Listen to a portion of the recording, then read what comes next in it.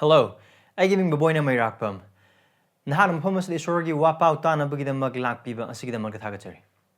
Ayaki prathana di nahak na takdir ba wapaw asigi mapal na isor buhina nungsiba amasung mahaki mi aduga mahaki singlup buhina nungsiba sini. Diba ehak na nahaki na pamda noluk choning ba dudi nahak na takdir ba wapaw asina. Nahak na nahaki singlup ta pipam thokpa nahaki commitment amasung nahaki singlup ki luching basingi makapon pam thokpa adugi mahuti silhan bigano. Adu ba wapaw asigi mapal na. Nahaki singlup buhina nungsiba nagi singlup luching basing buhina nungsiba adu khwai maru oina isori matik mangalgidamak hingba punsida chakotpa adu ayaki prathana ni ibung maki wapaw taminase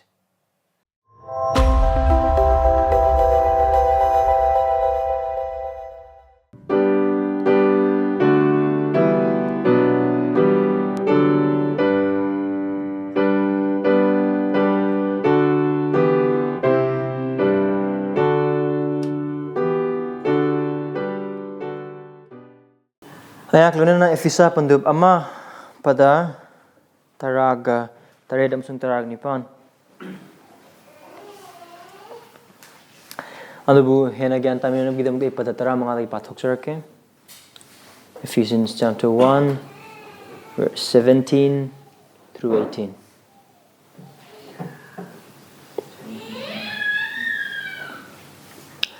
Maram sigidamag Nakoy na ibungo Jesu thajaba amasung asengbasing punamak punungsiba adugi maramda aina su taraduna aigi haijabada nakoy bu ningsing jeduna nakoy gidamak thagajaba su lepte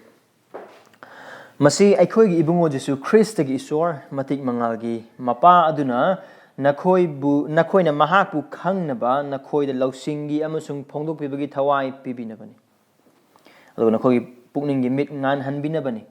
Maram di mahak na kaubibagi asa amasung asengba mising da leiba mahaki pham thokpa adugi matik mangal adu kaya da marang kaibano haiba nakoy na khangnabani prathana tawse isor gi mating ni jasi Ipa Eko isor Eko mating pangbiyo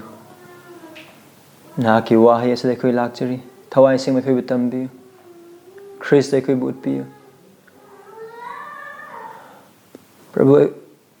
kinapamda haijabagi matamda.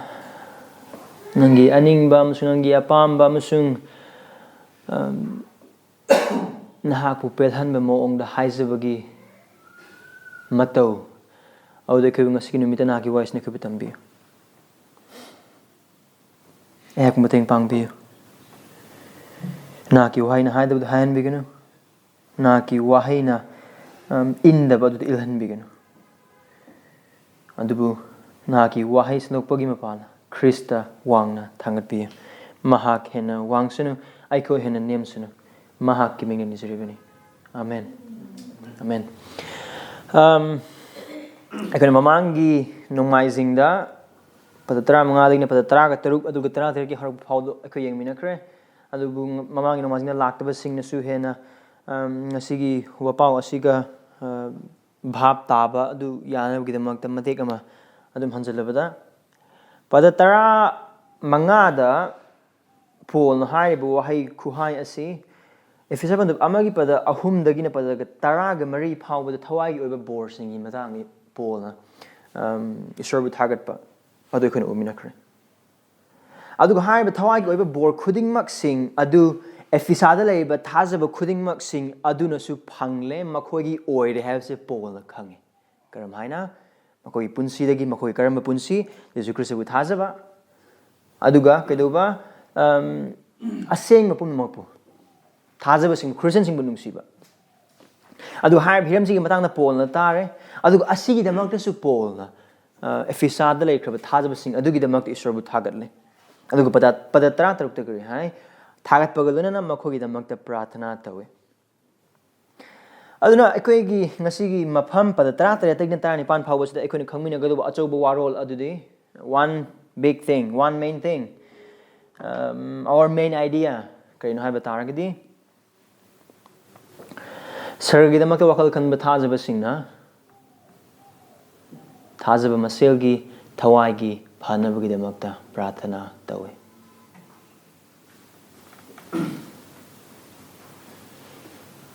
Sargagidamakta wakhal khanba or wakhal touba thajabasingna thajaba maselgi thawagi kananabagidamakta prathana touwi. Heavenly minded believers praise for the spiritual good of one another. Heavenly minded believers praise for the spiritual good of one another. Verse 17 da aikoi uminagadubuse heavenly minded believers praise for the spirit of wisdom and revelation upon other believers. Sargagidamakta wakhal khanba wakhal touba thajabasingna aduna atoba thajabasinggi mafhamda lausingi thawai amasung phonokpibagi thawai adugidamakta prathana tawi. Verse 18. Heavenly minded believers praise that the eyes of the heart of other believers be enlightened. Sargagidamakta wakhal khanba or wakhal touba thajabasingna atoba thajabasinggi makoigi thamoigi mit adu ngalhananaba prathana tawi. Yamna lude adune koina verse 17 amasung 18 ni yam laina Paul gi prathana sei uba phangus. Now mana verse 17 harokpa matamda Paul na kanada prathana tawi aikoi gi ibungo Jesu Christ gi isor the God, our God aikoi gi isor kanaga oiminaba isor Jesu Christ aga the God of our Lord Jesus Christ. Aduga Paul na tawriba prathana matau asi kanagumba mi amada or sangsthan amada or natragana se mana khangdaba mi amada tawba natte. Adubu mahangna khangba aduga Christagi mapalnasu hena naksinarba Christagi mapalnasu hena khanglaba taibang male masibu sembiba ahingba isor mangona tawi adu harb isor kanano the Father of glory mati mangalgi mapa adu chilna sa koi prathna ipusigi matangda asigi matangda khoi mamangi nomajing wakhal khamina khraba adugumna thajaba aikhoina prathana tauba asigi pada tara taret ki horokpa asina aikhoibu aikhoigi thamoigi mai chakhatbam thoi mami thajaba amoina khoina prathna tauriba isor adu aikhoina khangdaba aikhoina udaba aduga aikhoidagi yamna lapna leiba amanate adu mahak aikhoigi ipane mahak aikhoigi isorne kanagi mapalna Christagi mapalna aduna aikoi khuding magna aikhoigi yumna chatpa matamda harauba adugumna aikhoigi ipa oiriba isorda prathana tabu matamda koi harau phomthoi adune adugi charakpa dune koina verse 17 gi harokpada aikon uminaba phangkibada maramdi Paul na prathana tabu kai karino masi aikhoigi ibungo Jesu Christagi isor mati mangalgi mapad aduna now mana tawriba prathana se amuka hanna the God of our Lord Jesus, our God, aikhoigi ipa, aduga Father of glory, karam haina mahagas mati magi mapa oribano, aikoi leting mamang the mangon the matik mangal later very short lay. Adu maki matik mangal the masana pastor Christ aikhoigi the magta pine bibagi mapalna, mahag aikhoibu kan biba asida mahaki matik mangal do aikhoin upapang. Adugi matik magi ning thija aikoi the mahang uhanbi in Christ. Christ. Adun yamna clear oi Paul na tawriba prathana asi thawaigi bor khudimok sing siba pine bikraba aduga haujiksu thajaba khudimok sing da pine biriba isor adutani aduga mahaki prathana aje ko yengminasi ahanba mahangna verse 17 amusing 18 aduga maha tarakpada maru ani verse 17 amusing 18 asida mahang prathana makhal ani tawi petition ani nizaba ani ahan mani nizaba koina verse 17 da ubu phangi kari damak mahak prathana tawi nakhoi de loksingi amasung phongdok pibagi thawai pibinaba pada tarani panda kari puningi mit ngalhanaba now puningi mit ngalhangada si kari ngasi pawda aikoina verse 18 phawda yengminaba matamda aikoigi asa aduga matik mangal adu kaya da marang kaya no the riches of inheritance mathangi nomaising de sonia bibu oiba taragadi pangal gi matang ne ko yengminagani thawaigi thamoi gi oiba mit adu pang gi mapal aikoina uba aikoina ugadoba aikoida leiba isori oiba pangal adu gi matang da verse 17 adu kari naman bhana prathana tawse polna lausingi amasung phong bebagi thawai pinabina na wahang hang ba yai kanano sigi lausingi amasung phong bebagi thawai ase aikoina chingnaba amatlen haiba ibungo magi thawai asengba dani adu aikoina mu khangba adu oitaragadi kari no polna prathana tawse efisada lebe singdo bili thajabasing amata natabra hoi thajabasing ni o thajaba makoi isori thawai leitabra lei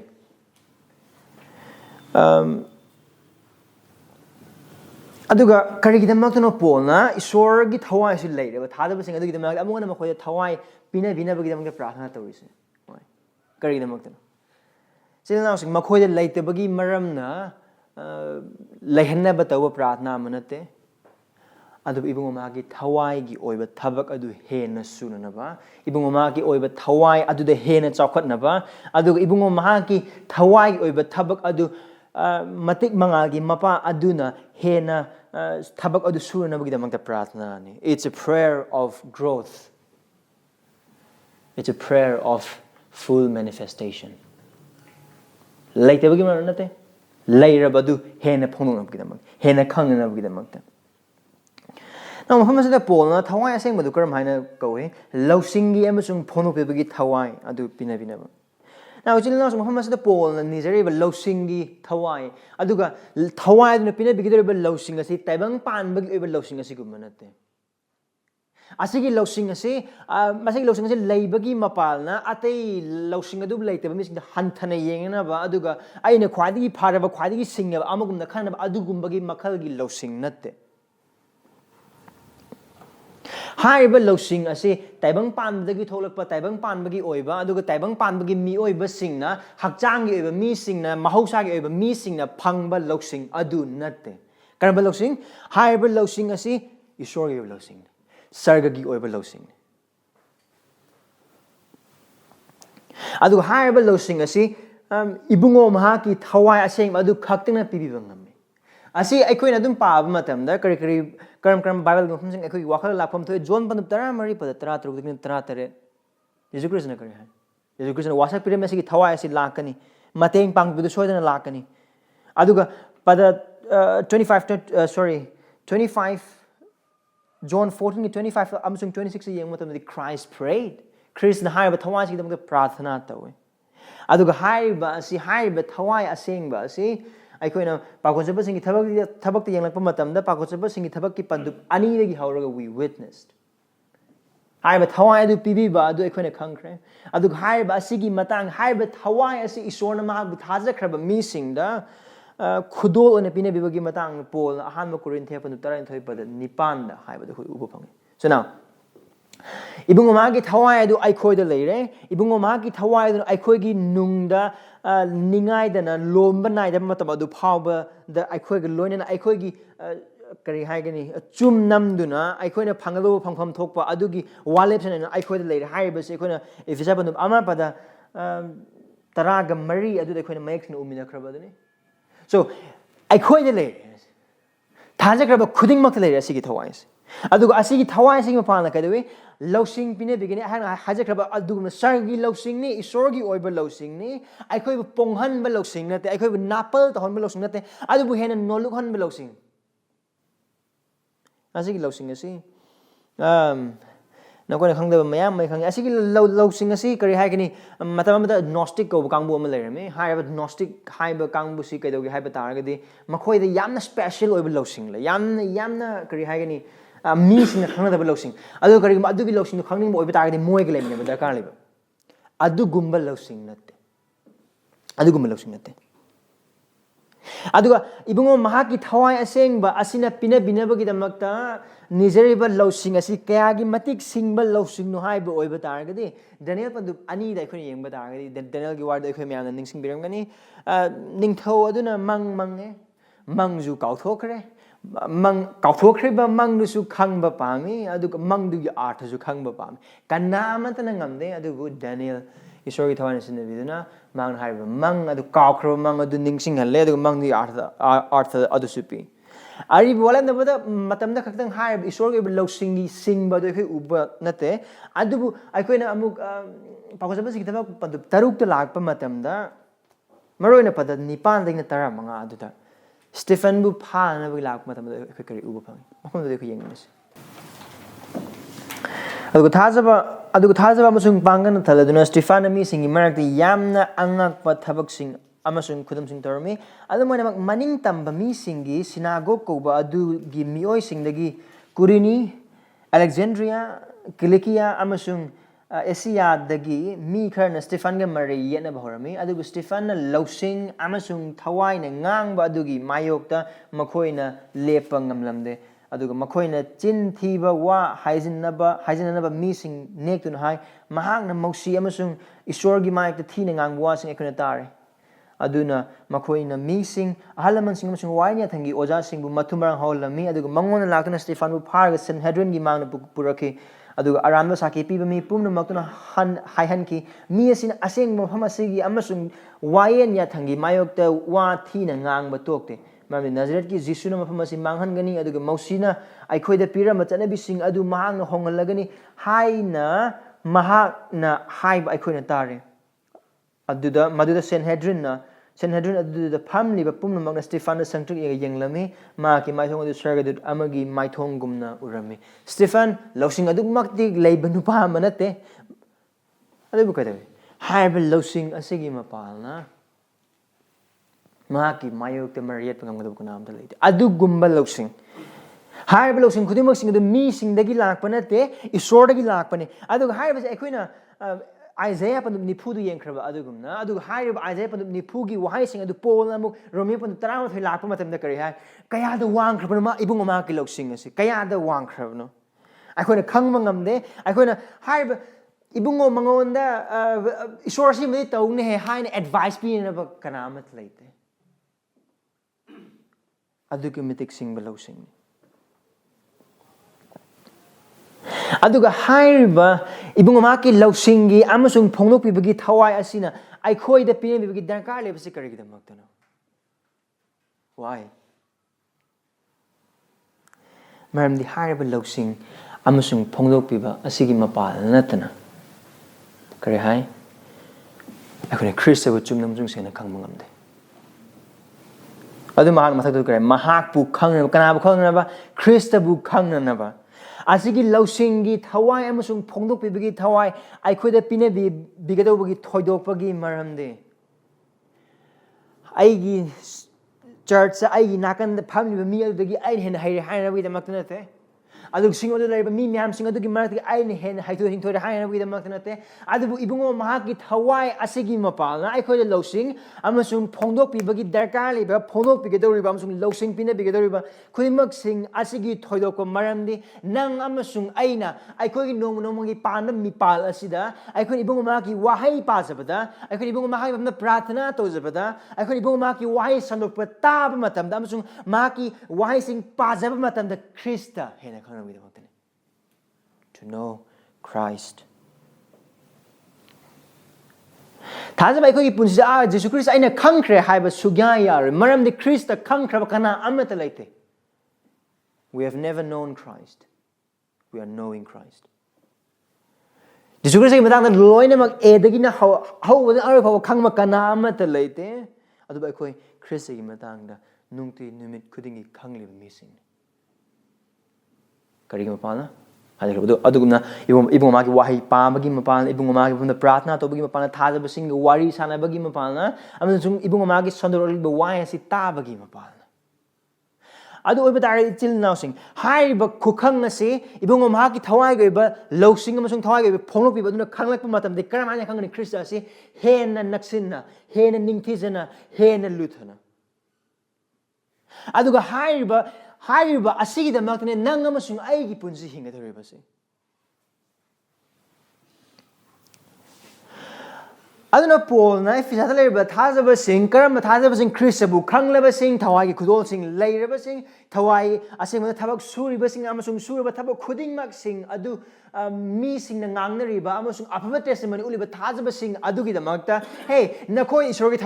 thawai na lebado aina uba phange nakhoi gi matang da aina tai nakhoi gi thajabadugi matang na so aina tare nakhoi gi nungsibadugi matang da so aina tare adubu nakhoi chawkhatpa darkar leiri aduni mana Paul humsa haris aduda penthokanu ai Bible maihoron na phom bibo paaba loire yare ai khange phajana theology gi oiba maong no aina khangnaba kari ama leitre yare hojik aina khangli sidagi leikai swai leiriba aduga normal oiba singlup sing asida aduga silum bas lakko mi sing asigi khangri bajiga yengbo oiba ta aina khangi sina yam yare aduna ai gi thawai gi bim yam na pai no adu nate Paul hai je karino nakhoi yam na pai nakhoi phari nakhoi nam na afa ai tari adu isor thagali adu chawkhalo adu nakhoi Christa khange isor thagali hena khango karamhaina hena naksinna hena nungsiba maongda hena ningthijaba maongda mahaki nungsiba mahaki thabak adugi marak mayung aruba amasung awangba khudingmak singda hena khango karigumba aikhoi gi marakta Jesu Christa bu khangbagi mahing asi tha khara or chahi khara hinga kana loirani haina khanba mising leibo oiba targadi chilna sing adu natte Christa bu khanglingai matik mahaki nungsibada hena irang gane khoi Christa bu luthana khangliba makai mahak bu luna khangnaba maram sing gone maklai ibungo mahak si karige manai haibo oiba targadi commentator amana haiba da gumna kangphal da phan chonglam bangana samudra taba gumane karamhaina khawgang nerva sor honma ngam daboi torma khudingmak sing aduna iroi phamrenda mafam adugii samudra da paklaba samudra aduda taba matanadi nga aduna pikraba nga aduna chaningo homna chatpa oiba taga samudra du aduki matik pai mana leiba mafam aduna kasu losani aduga chamana nangam sungaina nungti nimi khudingmak ki khangliba Christa asina loidri hena khangado leiri magi maramda hena tagado leiri magi maramda hena luthana changdo sing leiri adum haina khangado adu ai wangne sine nahak Christabu khangingbra nangam sungai Christabu khangingbra theology pai apaba theology sound theology pai sound doctrine pai pate abnate adubu thajaba ama oina haiba theology gi oiba pot khudingmak sing mahauron dagina phonopi phaba khudingmak ki khudingmak sing asigi matang da aduga marayena ba khudingmak sing adugi matang da scholastic oiba khudingmak sing adugi matang da khangba kanaba ngakne afaba sing du adubu je inausing nang amasung aina Christabu khangingba adu dagi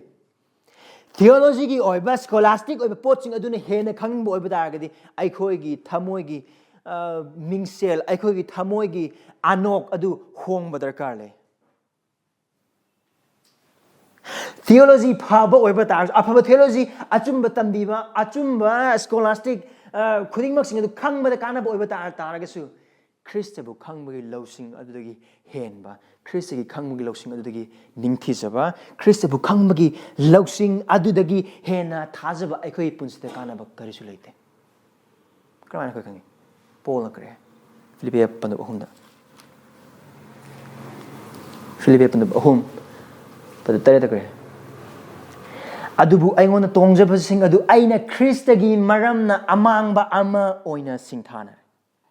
tasena mag aigi ibungo Christ Jesubu khangbasi khwaidi athoibu oiba maramna aina pot pumnamak amangbani haina singthanare ibungo gidamak pot pumnamak mangba adu aina khangduna aina pot pumnamak thunamba pot kumna singthana jare masi aina Christabu phangjaba ngamnaba aduga Christa da leijaba phangnaba si Paul na hai mafam sida harje kaino ma hojik jail da leiri ma ki ikai khumnaba ma ki lanthu ma ki sana lupa khudingmak sing adu manglabasu ma na kriyai khudingmak sing du mangkrabasu aingoni khudingmak sing mangkrabasu aingona leiramba romgi oiba romgi nagrik oibagi ikai khunba romgi nagrik oibagi afba khudingmak sing mangki oiba targasu Christa aina phangjare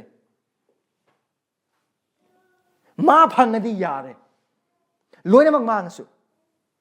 Karim the Pangus, Marandi, Christa, Gatavang Pandi, Port Kudimok, Yanak over Targadi, Tunamba Amagumani. Hi, why is it Greek? Why did the hype over Targadi? Krihagani, Yamna Mortpa, Wahida, Ikahangodana, Tigumani. I could give Marakta, I could get among Badu Tasan Bakanaka. I could give Marakta Kanakana,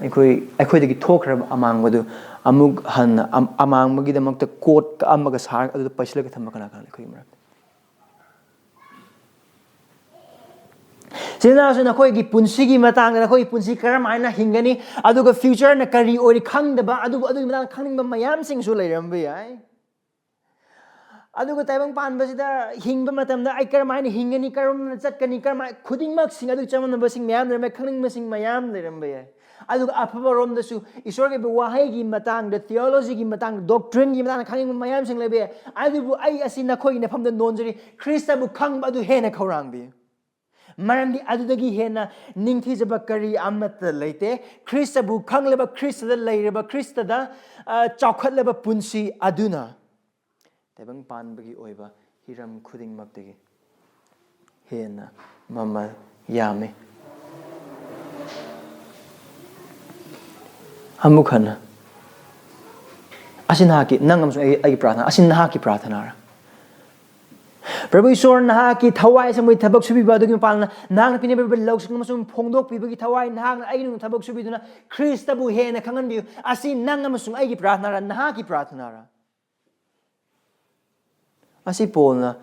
thajabasingna to Pratna, but I high Pratna, and Nangamasum Agi Pratna come to it.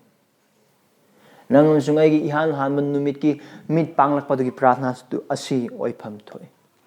Karigum Nang Amasum Aina. Christa bu kanging with Korang with the boy with Argati.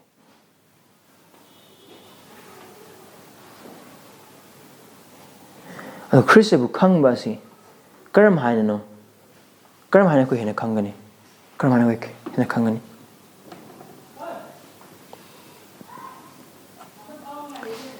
Even when Mahak bu kananabagidamakta, Mang their car late. Christa bu in a kananabagidamakta. Vision thoidokte Christa bu hena kananabagidamakta isordagi anoba wahai thoidokte Christa bu kananabagidamakta mahaki wahai asi oklabani ibungo mahaki wahai Asengbasinggi Bible asida aikhoi gi punsiasna phawba lomba naidaba matam aduna phawba oktaba makai aduna phawba ok ledobagi changda Christa bu khangnaba losing marang kainam pham asida lei adin sil nausing Christa bu khangnaba mahaki wahai paba sandok mahaki wahai taba adum darkar lei aduna asing matang aikhoi gi prathana gi punsi khakteng natana aikhoi ga ibungo mahaki chatminariba karida mahaki wahai asi paba chatminariba punsi do khoi wahang hang darkar lei Sargagidamakta nang masungay nung kimaki Bible par oiba taga di par bagi maram. Ako imarak ibung umaki wahai si chang nai na amasung chum na aduga seng na pa bagi punsi adu try na yang na lobo wakhal lay oiba taga di asi chil na ayak na pham da hai jage. Kwai dagi pang matabag ni. Ibung umaki wahai asida Langai paidunale. Ibung umaki wahai asida mani mukta paidunale. Adu hariba mani, hariba mukta adu. Ibung umaki wahai asibu paduna tan bamising adu kapuna pangane. Take another pang. I couldn't nungti nimit kudimak ibung umaki wahai asi paba adu lum namasung lunalo to boy batai. I couldn't mang ibu karim batanate aham the Christ bukang bagi punsido the koimange ani subada. Ibung umaki wahai gi amasung Christ gi ningthi jabagi lan mani mukta adu ekoi phang bada wal. Kanam da mang jabanate ekoi isa isa. Christ bukang na bagi damakta Prabhu Isor engon nangi wahai wa ngang bi adu nate ibung umahang phamas lone mangang dun le. Ate thoidokte. Adu ai wahang de. Nungti numi kuimak ibung umaki wahai de Christ bukang na bagi damakta nahak mahaki wahai pa missing whatever. Nongmajing numita ibungo mahaki wahai samdokpa taba matamda Kristabu khangnaba loina ba prathana adu loina tari pranang amasung ai amasung nahak adu thajabasingga wahai sanaba mata wari sanaba matamda Kristabu hena khangnaba adu loina bagi moongda wari watai sanribra aiko masal amaga asigi prathana si tawnabagidamakta aduga amanabagidamakta haijanaba matamda isil now asi the nahak hena khangan bi haiba prathana do aiko kyam tone tawge wangangs Then now sing asigi hajabase aiko hajas Kristabu hena khangnaba Kristabu hena khangnaba maramdi Kristabu hena khangba oiba taragadi Pap lanting na bangamgani. Hai ba khuding maksing mafam masida polna prathana tor ba khuding maksing ase thala ba khudi aseng mai punsi du loina mari leina bangaktani. Kang bukhar na di wapos na bukhar na or thawal to bukhar na ka na khoi sengo phataba phataba ngangno phataba chagano alum haragale adu ai na phataba ngang loido ba phataba charo ba phataba toro ba phataba yeno ba khuding maksing adu Krista yaw ba oiba targadi adu apap ne karamba pa self righteousness Kaya ibung magi waina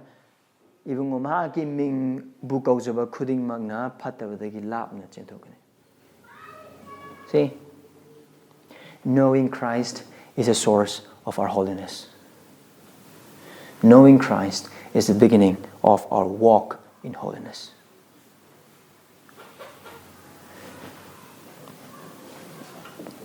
Ibung mahaki thawai karma thawai lausingim sung phomok pibagi thawai adu ekhoi da pina binabagidamakta nei karigidamakta Kristabu khangnaba Kristabu khangbagi mapalna hena noloko punsidu hingnaba Kristabu khangbagi mapalna asengba punsidu hena chawkhatnaba adu Kristabu khangbagi mapalna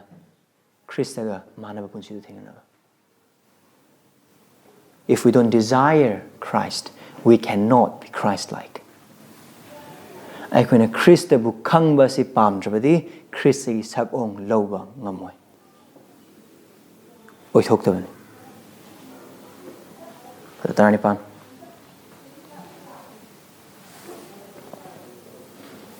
Heavenly minded believers praise that the eyes of the heart of other believers be enlightened. Sargagidamakta wakhal touba wakhal khanba thajabasinggi athopa thajabasinggi thamoigi mit adu ngalhanbinaba prathana touwi. Kaya phumasda mahang haibasi pona Nakhoigi pukningi mit ngalhan binabani. Why? Karigidamakta no. Again, see, akoina adum khangadobasi leitaba pot amagi matangda polna prathana tauba natte. Lei. Karmana khoi khange akoina thawai oiba board singa sedasu yengba oiba targadi ibungo mahana kaibu khandok pire ibungo mahakna ikhoibu yokchaba machasing ohanbire ibungo mahakna aikhoibu pap Tagi kopire koibu handok pire ibung mana koi lausing amasing wakal daba khuding maksing pine pire si mamang na hai kraba khuding maksing asi aikoina mafam asida amuk hanjin na uba phangai adubu karamba maikerom na aikoina hin chakona na bidamakta leitaba nate thaja kraba aikoi khuding maksing asi thamoigi mit pang driba kana amata leite thamoida mangal phangdriba kana amata leite aikoi loina mak Krista leikraba khuding mak thamoida mangal phanglaba ngaktani Adu again amuk hana karigidamakta pol asumna prathana tawribase maramdi hena chakhatnabagidamakta aduga haiba prathana se koi nungti nimi khudimagi tawba darkar lei chahi manga Christian oigera chahi tara Christian oigera chahi kun Christian oigera chahi yangkai Christian oigera asigi prathana asi aikoi amana amagidamakta amasung aikoi isana isagidamta prathana tawba darkar lei karigidamakta maramdi papna maram oiraga aikoi gi mitpham asi hek telhalle Salan bagi mohta. Hek mamhalle. Ibungo mahana koi damak langbi kraba khuding mak singa se khang boiba tar thawai oiba borsing aikoi tami neba khuding matam adu aikoi khang khuding mak sing aikoi ngaktane adu taibang pan bagi ngai ha koi ba awaba anaba pen da ningma thungda ba lakpa matam da asigi ningthi jerba mangal se mayek seng urambadu sama e adu gi sama poduna kai dawe pap he to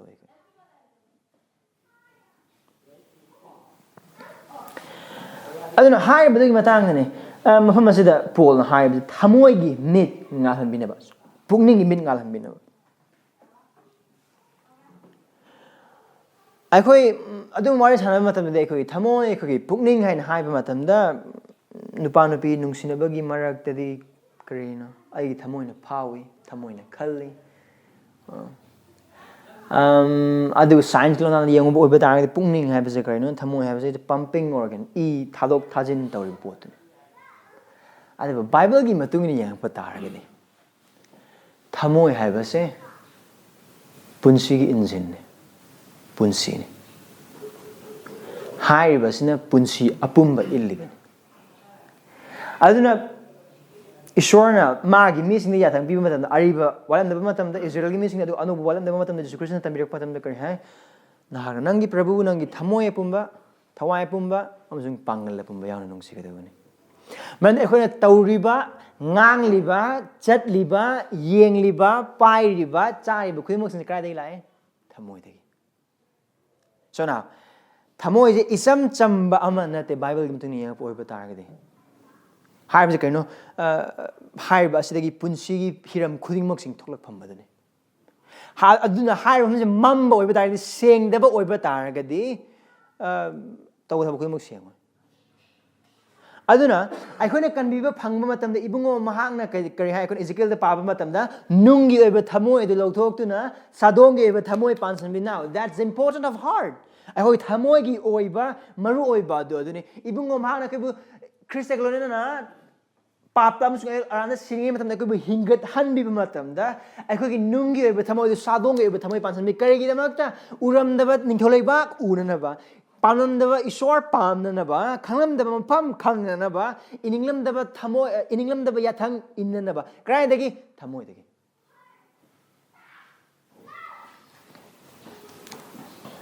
ꯑꯗꯨꯒ ꯍꯥꯏꯔꯤꯕ ꯊꯃꯣꯏ ꯑꯁꯤꯒꯤ ꯃꯤꯠ ꯑꯁꯤ ꯉꯥꯟꯕꯁꯤ ꯃꯊꯧ ꯇꯥꯏ ꯀꯔꯤꯒꯤꯗꯃꯛꯇꯅꯣ ꯉꯥꯟꯒꯗꯣꯏꯁꯦ number 1 ꯃꯔꯝꯗꯤ ꯃꯍꯥꯛꯅ ꯀꯧꯕꯤꯕꯒꯤ ꯑꯥꯁꯥ the hope of our calling 이붕어 마학나 아이코이부 거비버기 아사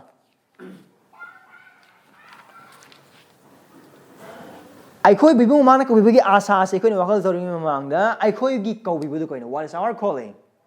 타자 아이코이기 거비버스 거리노 타자 아이코이기 거비버스 아이코이 크리스천 오버스 이붕어 마기 거비버네 we becoming Christian is our call. Christianity is our call. To be Christian is our call. thajaba Christian amo oiba asi ibugo magi kaubi makobi adune aduna in that sense asi wakhal di yang oiba targadi kaubi ba thajaba kana amas laite mamni ngasi numita mafam masida nanga masunga ibugo mabu thaga namba khurna ba amasung magi wai ta na bi damakta mafam masida leibas ibugo magna kaubi bagi mapalni aduna ibung mana kaubidaba kana amasana mafam masida leiroi Christian oiroi Jesu Christ ba kanbi mapu musung Prabhu oine thajor ibung mana kaubirabagi maramna now kaubibagi wakal je khan matamda kana gum khan di pastor oina ba elder oina ba deacon oina ba missionary oina ba adu han hekta khale kaubibana habibas natte bible gi matungina kaubibasi yang poiba targade aran khum gi damak kaubiba Christ gi tungina ba gi damak kaubiba aduga Christ gi hype ina ba gi damak kaubiba aduga amana Christ gi damak awaba khangna ba gi damak kaubiba aduga no thajaba ikoi being a Christian is our calling. Adu oiba targade mafam masda harji kan aikoi bu kaubibagi asa the hope of our calling what is that aikoi bu kaubibagi asa do karino chilna sing asi nakoida asi wangsa na hangge nahakna Christian oibagi asa do karino na Christian oibagi maram kari damakto kari asa torgono nahakna Christian oibagi maram paisa pai bigini khang khan bigira nangi asa do paisa pai badura nangi asa do anai ga mata yaw da badura parikha khadima pass do badura afaba future lei badura career afaba lei badura tulop cha badura mi singna izzat sanman thambi badura mi singna ikai khumna badura hai ba khuding mak sing du Christian gi asa nate Parikha pass touba misne izat sanman da thambiba paisa marang kai leiba bank balance da hanthadaba aduga kari haigani low sing yamna leiba yum phajabada leiba car phajaba tongba apamba bike thoba khudingmak sing adu thajaba aikoi gi maru oiba asan nate adu khoi ko gi maru oiba asa amata te sun law sing ni sing hana badum aikoi tai paisa leiradi loine ma koi thoe izzat leiradi khwadagi wang izzat kidamak te khoi ko gunate paisa gi dam te khoi ko gunate adu beta ai khoi asa do koi nangam sung ai gi asa do kari no christian nam oi beta ga di ai khoi gi asa do kari pham thoi han be our hope is Christ Krista do khoi gi asa ne ai khoi gi hing ba do or basu ai khoi gi si ba do or basu Krista ai khoi gi asa ne nangam sung ai gi asa ne as nangam sung ai gi asa ra sin lao sing Krista na ki asa na ki hing ba do or basu si ba do or basu na ki asa do Krista ra Catechism Heidelberg Catechism what is our hope in life and death Hingam sung si bada ahui asado karino. Ten har bada Christ. Christ ado ahui asani. Adu padatara ka tari adu dekho upangri karagidamakta mahapuna kananabagidamakta. If Christ is our hope, we will have a desire to know Him. Christ ado ahui asa oiba targadi ibungo mahapu Christ bu hena kangbadu ahui apamba oipam toi. That's it. And so what is our hope then? Our hope is heaven. Sarga ado ahui asani. Taibang pan akhoi gi asa nate ima leibak akhoi gi asa akhoi gi phurup akhoi gi asa nate ai maitei oi bai akhoi gi ai gi asa nate kari mane what is our hope akhoi gi asa du sarga sarga Manipur lei mang ki be India lei mang ki be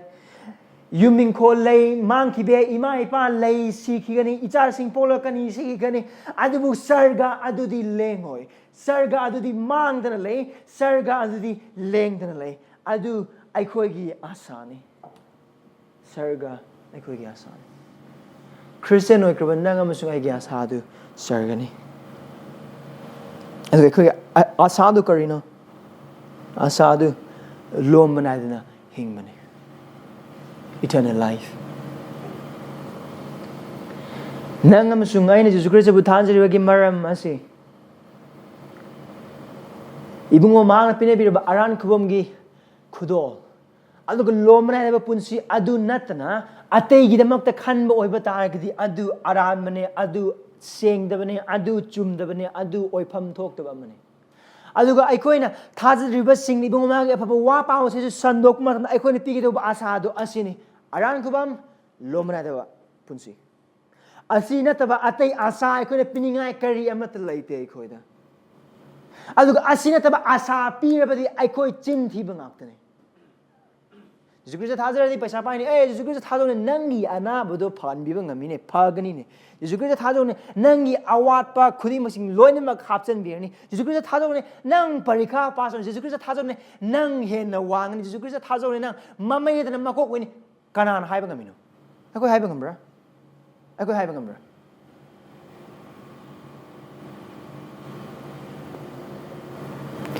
Krista dalak nabagidamakta Krista aran kuba masung lo manai deba punsi asi nataba asa ate aikoina mi sing the superior dobane aduga aikoi gidamak thamoi dobane amukana Krista dalak nabagidamakta mi sing aikoina pigidoba asa adu Krista aran kuba masung lo manai deba punsi asi natna ate amata piro dobane aduga haiba ahum asi natna aikoi gidamak amata thamoi dobane Karigumban ngasigi mesda gospel community church ta isorbu khumna na bagidamakta ma ki wapa buta na bagidamakta lag bisil na singi marakta nakhoi lagle bu tum Jesus Christ thajari ba du paisa paine na ba mis ni na khunna na ba business hena phagana bagidamakta paisa marang kana ba wakhal lag po ba taragadi asi ai nakhoi da hajiri nakhoi gi wakhal serana re nakhoi lam serana re adu gidamakta ba taragadi church lakanu Jesu Christ abu ngayhaki oiba lantum ngayhaki oiba ikai khumnaba ngayhaki oiba chinjak ngayhaki oiba yumgidamakta tungingadabugi mahut pudi tungingna tokho. Adugidamata Christian lakibate. Christian lakibatu ran khompinabugidamakta. Christian lakibatu pap kokpinabugidamakta. Christian lakibatu aran khompinabugidamakta. Christian lakibatu mahak masamak aikoida pinabinabugidamakta. Adu aikoigi asane. Adu aikoigi asane. Adu nang aigi asa oipam thoe. Adu nang aigi asane. Adu thajagraba khudingmaki asane. Adu na haiba asa asida aikoi adum nappaga leiba darkar le. Adu aikoi paapna maram oiraga aikoigi thamoi karma thamoi pen banaidaba thamoi napalgi oiba thamoi ikai khumnaba paamba thamoi paisa paamba thamoi asina adugi asa adu mayek sengna aikoi mimang thambagi mahuta lesil thajalakhe honde adugi damakne asigi prathana aikoi to phom thokpada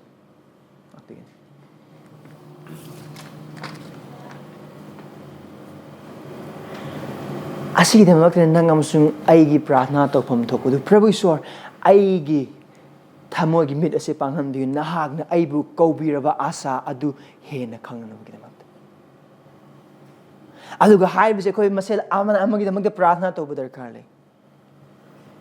Prabhu Ishwar aigi chilnao asibu nahangna aikhoibu mahakbu Christian amoina kaubibagi asa adu hena khangnaba amasung aduda mahak hena napsenjaduna laisinaba adu chena paisnaba mahaki thamoigi mit panghanbi ngalhanbi chilnao sing asigi asa sin natrabadi aikhoida asa paiba yaba lengdaba nungjaugum asa kariyamata leite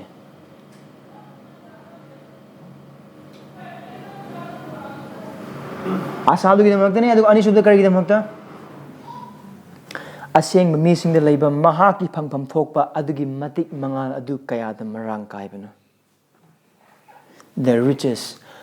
of God's inheritance in the saints. Aikon mamangi pada pandup amagi pandup amagi dekon yang mina boy bataragadi aikon pada manga da kari hai mahang ne ko Jesu Christ gi mapana mahaki yokchaba macha sing oena ba hana langbire aduga sigi mapana karino makha tarakpada aikhoi ibungo mahangna phangpham thokpa adu pinabire Karaida, verse 11, chapter 1, verse 11. Panghom thokpa Christ ai khoi phanghanbire aduga haiba si aikhoi da chumnambi thawai semagi chumnambi adugi mapana aikhoi da pinabire kaya gi matik marang kai khrabano kaya gi matik marang kai bano adugi phangpham thokpa adugi matik marang kai kaya marang kai isor gi oi pumna mok aikhoi gi oire.